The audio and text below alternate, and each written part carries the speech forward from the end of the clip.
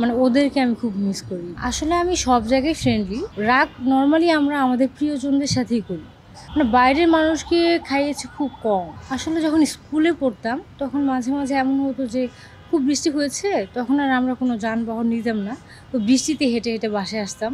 তো ওই বান্ধবীদের সাথে হেঁটে, হেঁটে যে বাড়িতে আসতাম, ওইটার একটা মজাই ছিল আলাদা। ওটা আমার বৃষ্টির একদম বেস্ট মেমোরি বলতে পারেন। ওটা মানে যেকোনো ক্লাস 5, 6, 7 এর মানে যখনই বৃষ্টি আসতো। স্কুল আমার একটাই ছিল, সেটা হচ্ছে মুন্সিগঞ্জের একটা স্কুল, এভিজিএম সরকারি বালিকা উচ্চ বিদ্যালয়। হ্যাঁ, আছে। মানে সবার সাথে কি সোশ্যাল মিডিয়াতে অনেকের সাথে আমি কানেক্টেড আছি। আর ওভাবে তো আসলে এখন আর দেখা হয় না। আসলে বান্ধবী আমার বেশ কয়েকজনই ছিল পছন্দের। এর মধ্যে স্কুলের বাইরে আমার বাসার পাশে আমার কয়েকটা বান্ধবী ছিল।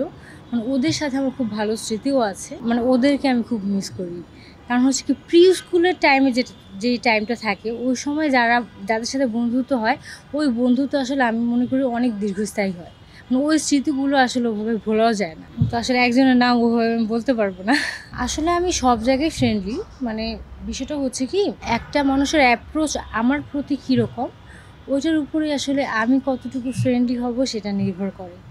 কেউ যদি আমার সাথে ভালো ব্যবহার করে, ভালো অ্যাপ্রোচ হয়, তাহলে তো অবশ্যই আমার বিহেভিয়ার ভালো হবে। আর যদি রিভার্স হয় তাহলে আমার বিহেভিয়ার খারাপ হবে না। মানে আমি যেটা করব সেটা হচ্ছে কিছু বলবো না, একদম মৌনতা অবলম্বন করব। রেগে গেলে যেটা হয় না, আমি খুব বেশি সময় ধরে আসলে রাখতে পারি না। কারণ হচ্ছে কি রাগ নর্মালি আমরা আমাদের প্রিয়জনদের সাথেই করি। আর প্রিয়জনদের সাথে আসলে রাগ অত বেশি স্থায়ী হয় না, রাগ করে থাকাও যায় না। এই জন্য আসলে আমার রাগ খুব অল্প সময়ের জন্য। মানে যখন আমরা এক একটা ফেজ পার করি, যেমন আমাদের স্টার্টিংটা হয়েছিল মডেলিং দিয়ে, ফ্যাশন মডেলিং। তখন অনেকের সাথে পরিচয় হয়েছে আমার। অনেক মেয়েরা ছিল, ছেলেরা ছিল, ওদের সাথে বন্ধুসুলভ একটা সম্পর্ক আমার গড়ে উঠেছিল, মানে কলিগের মতো আর কি। তারপর যখন সিনেমাতে আসি দেখা গেছে যে অনেক কোয়ার্টির সাথে পরিচয়। মানে যখন আমি মানে পরিচালনায় ঢুকি তখন অনেকগুলো বিষয় নিয়ে আমার পড়াশোনা করতে হয়েছে, যেমন ফিল্ম মেকিং, স্ক্রিন রাইটিং, তারপর হচ্ছে সিনেমাটোগ্রাফি। দেখা গেছে প্রত্যেকটা ক্লাসে কারো না কারোর সাথে আমার আসলে খুব ভালো সম্পর্ক গড়ে উঠেছে। তো আবার লেখালেখিতে যখন গিয়েছি দেখা গেছে যে বইমেলাতে যখন যাই অনেক রাইটারের সাথে পরিচয় হয়। এভাবে আসলে জীবনের নতুন নতুন ফেজে নতুন নতুন মানুষের আসলে পরিচয় আমাদের সাথে হয়, নতুন নতুন শুভাকাঙ্ক্ষী তৈরি হয়। আসলে খুব মজার বিষয় হচ্ছে আমি খুব হালকা কালারের একটা লিপস্টিক দিতে চেয়েছিলাম, কিন্তু ওটা আমি পাচ্ছিলাম না। মানে আমার কয়েকটা মেকআপ বক্স, এখন আমার তাড়াহুড়োও ছিল, কারণ আসার আগে আমি একটু আগে বললাম ভাই আমি একটু রান্না করেছি। তো রান্না করে মেকআপ নিয়ে আসতে যেটা হয় আমার একটু তাড়াহুড়া ছিল, এই জন্য যেটা পেয়েছি এটাই পরেছি।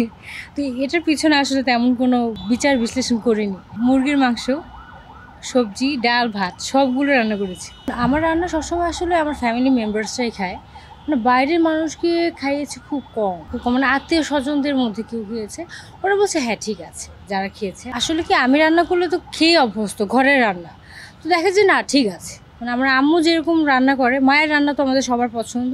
তো আমি আমার আম্মুর কাছ থেকে শিখিয়ে ঠিক ওইভাবেই রান্না করি। একদম যেই সময়ে যেই ইনগ্রিডিয়েন্ট দিতে হবে একদম ওই সময় দিয়ে একদম সব কিছু মেনটেন করলে একদম মায়ের মতোই রান্না হয়ে যায় আসলে। আই থিঙ্ক যেসব তরকারি সল্টি, নোনা ইলিশ।